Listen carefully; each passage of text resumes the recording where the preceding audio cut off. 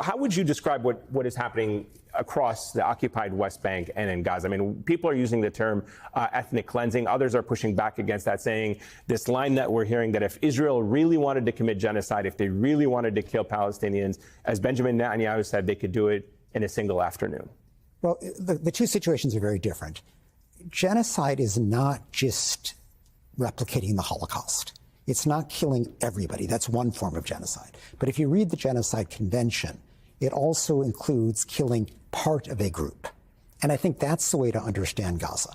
Israel is killing enough people in Gaza. It is creating conditions of starvation to harm enough people so that they can force 2 million Palestinians into Egypt. And at this stage, I mean, while they don't admit the genocide, Netanyahu and his far-right ministers, Ben-Gvir and Smotrich, are very open about seeking to ethnically cleanse Gaza. And so this is genocide as a means to the end of forced deportation. And I think that very accurately describes what's happening in Gaza. And do you see the appalling killings of journalists in Gaza as part of this assessment? The killing of journalists is so they're not witnesses. I mean, already Israel doesn't let international journalists in.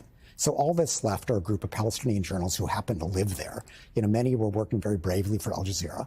And Israel is gradually finding one pretext after another to kill them, hoping that there will not be witnesses as this mass slaughter, this mass starvation takes place. And so what we're seeing in Gaza City right now, I mean, the destruction of these high-rise apartment buildings. Israel comes and says, oh, Hamas was using it for surveillance, or they were nearby. I mean, they're being very vague. There's nothing proven about this.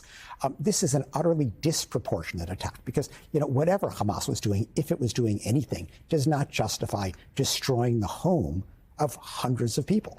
And again, this is part of trying to render Gaza unlivable. If already 90% of the homes are destroyed, people are starving, and the hope is that it becomes so bad that then, as a humanitarian gesture, they can say, "Oh, we'll feed you in Sinai. We'll feed you someplace else. We'll send you to Libya or South Sudan."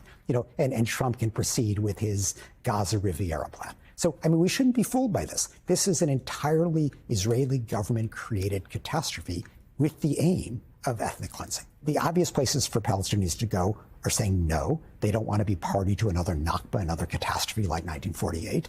So now Trump is saying, well, maybe South Sudan, maybe Libya, war-torn places. I mean, this is ridiculous. So I think this is still a pipe dream. This Gaza Riviera is a guy who's, a real estate guy who thinks that that's the solution to everything.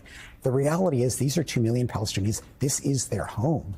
They're not going to go anyplace. And so the only question is, are we going to make life so miserable, continue to starve them, or are we going to put pressure on Netanyahu for this to stop?